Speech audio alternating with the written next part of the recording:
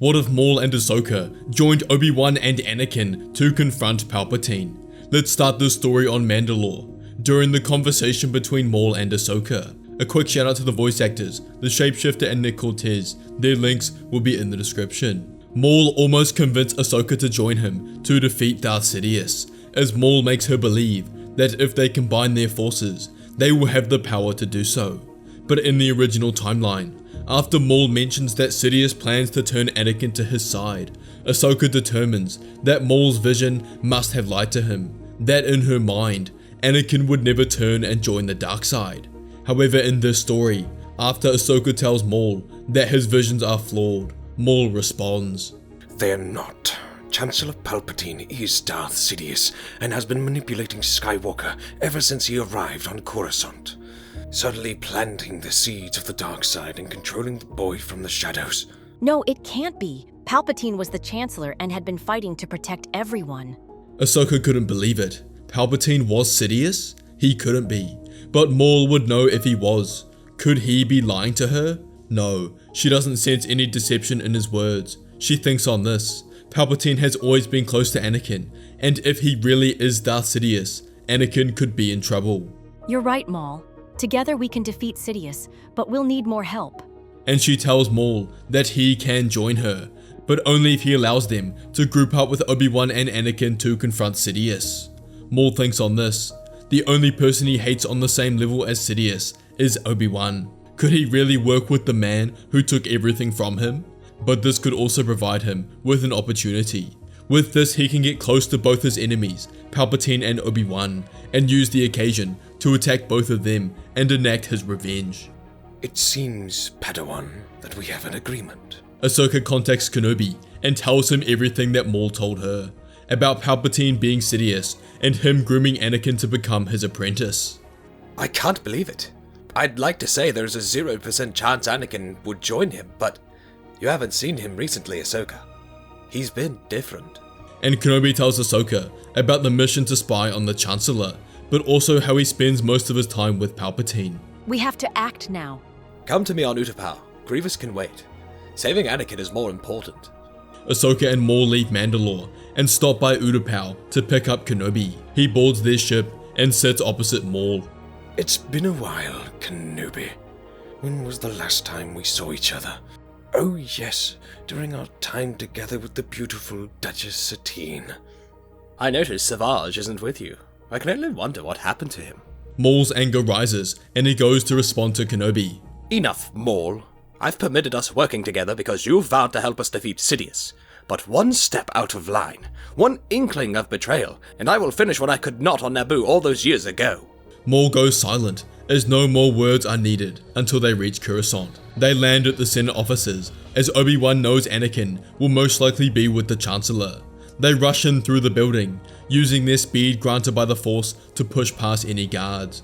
They burst through into his office, just as Palpatine has revealed to Anakin that he is the Sith Lord Darth Sidious, and has the power to help Anakin save his wife Padme from certain death, but only if he joins them. Anakin contemplates joining Palpatine, but concludes for now that he will turn him over to the Jedi Council. At this point in the timeline, Anakin was more rational. When he was in the council chambers, whilst Windu was fighting Palpatine, Anakin lost to the darkness inside of him, and at that point, his fate was decided. But now, he still strode in the light. Obi-Wan, Ahsoka and Maul rush inside to see Anakin standing across from Palpatine. Obi-Wan stands firm, proclaiming that Palpatine is under arrest for his crimes against the Republic. Palpatine was caught off guard. He planned to use a recording device to record when the Jedi confronted him, to use it as evidence against the Jedi in the Senate. But he didn't believe he would be confronted this early. But he realized why, as he looked at Maul next to Obi-Wan. His anger rose, but determined he could use the Jedi, joining side with the rogue Sith Maul to turn the galaxy against them. Palpatine turns to Anakin. "Don't you see it, Anakin? The Jedi are coming to take over. They would even work with Maul to do this." Anakin, I'm not a Jedi. Palpatine is evil, you must see it. Maul told us the truth, Anakin. Palpatine has been manipulating you ever since you arrived on Coruscant for this very moment. "Anakin, more lies. I have only ever looked out for you." But why Palpatine? Why befriend Anakin? Maybe because he's the chosen one, prophesied by the Jedi, to bring balance to the Force. Politicians don't do anything without a reason. We all know this. Stop, all of you. I don't know what to believe. Palpatine, if what they're saying is true, He looks at the Chancellor, his voice breaking slightly. tell me it's not true. Lowering his tone, his expression softened as he steps towards Anakin. My boy, they fear your power, your potential. Why else would they send your beloved Padawan away? Why else would they keep secrets from you? And now, they ally with a Sith assassin to take over the Republic. Don't act like you don't know me, Sidious. We both know the truth. You've been controlling the strings, orchestrating this war from both sides. Your lies end today. Turning back to Anakin, Ahsoka speaks. Anakin, think about it. The war, the Republic, everything. It's been him. He's the one who's been playing both sides, killing millions for his own personal gain. Palpatine raises his voice slightly and turns at Anakin. What will you do, Anakin? Side with them? With Maul? The Jedi have already cast you aside. They have no loyalty, no trust in you. But I do. We trust you, Anakin. I trust you. But you have to see the truth. Palpatine is the enemy, not us. Don't let him poison your mind with lies. Looking between them, Anakin clenches his fists. This doesn't make any sense. You've both been my mentors, my guides. Why would Palpatine do this? What do you stand to gain? Power, Anakin. The Jedi crave power, and now they are desperate. That is why they are here with Maul. They would overthrow the Republic, betray everything we've worked for, all in the name of their dogmatic voice. Ahsoka's voice starts trembling with emotion. That's not true, Anakin. We're here because we care about you, because we believe in you. Please don't let him twist this any further. And yet, Skywalker, you hesitate. The truth is before you, plain as the twin suns of Tatooine. The question is, will you act? Join me, Anakin. Together we will save Padme. You've seen it, haven't you? The visions of her death. Only I have the power to prevent it. Anakin, don't listen to him. The dark side is a path to destruction, not salvation. Stop, all of you. Just stop. He looks at Palpatine, his voice steadying as he takes a deep breath. Chancellor, if what they're saying is true, will you surrender peacefully, or will you fight? The room falls silent, the tension suffocating as all eyes turn to Palpatine, whose face remains impassive. The Sith Lord's lips curl into a cold smile. I am sorry, boy. Surrendering to the Jedi is not something I can do. This is your last opportunity. Join me now, or Padme will suffer the fate you see in your dreams. But Anakin cannot bring himself to do it, especially with Ahsoka and Obi Wan right here. I'm sorry, Palpatine, but I cannot join you. So be it, Jedi. Palpatine ignites his blade, followed by Obi Wan, Maul, and Ahsoka. In a flash of crimson, he lunged across the battlefield, aiming to take out Ahsoka with his initial strike. If he cannot turn Anakin to the dark side by persuasion, he will force him down the path by taking everything he loves from him. Ahsoka barely had time to react, raising her blades defensively. He went for the killing blow, only to meet the sapphire blue blade of Anakin Skywalker. Not today, Palpatine. As he pushed back against Palpatine with all his strength, Palpatine's eyes burned with fury as he twisted, redirecting his assault towards Maul. The former Sith blocked the strike with his own red blade. You've grown weaker, old man. Yelled Maul as he spanned his double blade in a fury of strikes. They engaged in an intense duel. Palpatine launched himself at Maul with unrelenting fury, and with a cunning feint, he struck low, severing one of Maul's weapons, and in the brief moment of imbalance, the Sith Lord Sidious delivered a precise thrust through Maul's chest. Maul staggered, his eyes wide in shock. I was your greatest apprentice. He rasped before collapsing to the floor. No, Maul. You were always a failure. Palpatine spat coldly, turning his attention towards the others. Maul, no! Cried Ahsoka, but Obi-Wan steps forward to shield her as Palpatine advanced. Focus, Ahsoka. Obi Wan yelled as Palpatine reached them, his red blade clashing with the remaining 3 of them. The exchange of strikes and parries was legendary, as the room began to tremble with the force emanating from the duel. Anakin joined the fray, his strikes faster and more powerful than ever. He felt stupid for ever considering joining Palpatine, as now with his own eyes, he can see the evil man he really is. His strikes grew more powerful than ever, You'll pay for what you've done!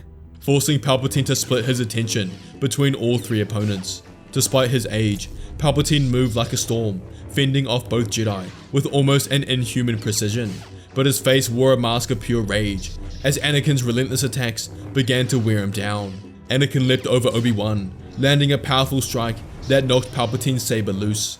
The Sith Lord stumbled back, his hand raised to summon the weapon with the Force, but Ahsoka was faster, severing Palpatine's outstretched hand from his wrist. Palpatine raised the other and went to cast lightning at Ahsoka, but Obi-Wan took the opportunity to sever his other hand from his wrist. Palpatine fell to his knees, his eyes contorted in pain and shock that he had lost. Anakin stood over him, victorious, as he hit Palpatine across the chin with all his fury, knocking him unconscious as they tied his hands together. Off of his computer, they downloaded the security footage from his office and brought it with them as they went to the Jedi Council. The council was in session, and they played the footage of Palpatine admitting to be Darth Sidious and fighting them with the red crimson blade. The council couldn't believe this. The Sith had been under their noses the entire time. Yoda and other council members returned to Coruscant immediately, as they know they'll have a hard job convincing the Senate of his betrayal. They send him to the Jedi's prison on the lower levels, as the council summon Bail Organa and other senators they trust to tell them the truth of what's transpired, and how they know Palpatine to have been in control of both sides of the war, and revealed that the Sith were the ones who created the clone army, and Palpatine and Dooku had been in cahoots the entire time. They gather what evidence they can, take over Palpatine's office, and present everything to the Senate. The debates last a couple of days. Many in the Senate saw the Jedi's actions as treacherous, whereas others saw them as doing their duty to the Republic, and saving them from the evil Palpatine, who was continuously taking power for himself. Bail Organa calls for a vote on whether the Jedi did the right thing, or should be held accountable for their actions. The vote concludes 60-40 in favor of the Jedi doing the right thing, and Palpatine is officially arrested for his crimes against the Republic. Meanwhile, Anakin still had the issues of his nightmares. During their discussion, Palpatine had revealed the truth, and he was forced to tell Ahsoka and Obi-Wan everything about his marriage and visions of Padme dying in childbirth.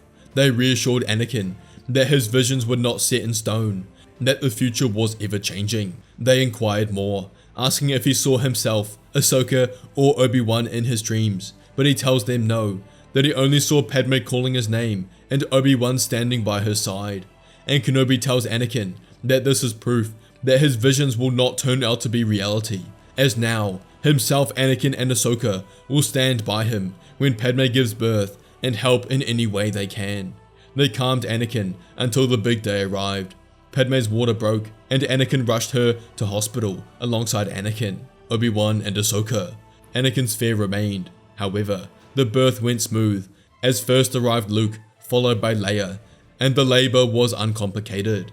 Anakin was ecstatic. He couldn't believe they'd had twins, and the joy he felt was indescribable. Anakin spent the evening with Padme and the twins, and they talked about where to go from here, that it was only a matter of time until the Jedi discovered their secret, and Anakin had a decision to make. The next day, Anakin was summoned in front of the Jedi Council, where Mace greeted him standing. He declared that Anakin had fulfilled his role as the Chosen One, and with this he would be granted the rank of Jedi Master. This joyed Anakin, but he told Windu that this was not something he could accept, and tells the Jedi that he appreciates everything the Order has done for him over the years, but admits that he's always been at odds with the Council and Jedi's principles as a whole, and this stems from his marriage to Senator Amidala and the birth of his new children Luke and Leia. This silenced the Council, but Obi-Wan knew this was coming. Anakin tells him that Windu was right. He has completed his role as the Chosen One, but now it was time to walk a different path, both in life and in the Force. He bows, not turning his back on his life as a Jedi. Padme finishes up her time as senator, and together, the Skywalker family moved to the lake house on Naboo, alongside the Naberi family, so Luke and Leia can be raised alongside their locals. Padme's sister had her first child only a year before and knew Luke and Leia would enjoy playing with their cousins. Ahsoka joined them for a while.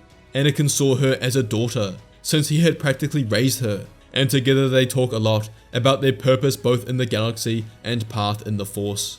They agreed that it's important to strive in the light side of the Force, but that the Jedi's principles are too rigid and dogmatic, which prevent them from being the true guardians of peace in the galaxy. Anakin tells them that maybe they should act on these thoughts, that together they could lead a strong Jedi Order that would serve the people of the galaxy. Ahsoka laughs, but realizes Anakin is serious. He tells her it would have to wait until he's raised his family, and if she still feels the same way when the time came, it is something they could explore together. Ahsoka was happy with this, and after a few months on Naboo, leaves to travel around the galaxy and find her purpose. Meanwhile, over the years, Anakin and Padme have a few more children and raise them all on the countryside of Naboo. They were all Force sensitive, and Anakin nurtures their powers carefully, teaching them to harness the Force, but also the dangers of the dark side. All 6 of their children grow to be strong Force wielders, and after 22 years, when all of his children are grown, Ahsoka returns, after not coming back to Naboo for a couple of years. She and Anakin catch up, and Ahsoka asks Anakin if he remembers their conversation during their first night here 22 years ago. He does, and says he's still interested if she is, that maybe the time is now. Ahsoka nods, saying her last 22 years traveling the galaxy has taught her a lot, and she believes together they can truly serve and bring peace to the galaxy. And with this they began writing out the principles of their new Jedi Order, with themselves and Anakin's children as the first members. They would act independent of politics, acting as true peacekeepers, and primarily acted in areas outside of the Republic, notably the Outer Rim, to ensure that every being had the power of a Force user to protect them. Hey guys, check out our sale over at Fantasy Sabers, where for the entirety of April with every order, we're giving away a free mystery saber. We offer the best NeoPixel sabers on the market. There's never been a better time to grab one for yourself and fulfill your Star Wars dreams.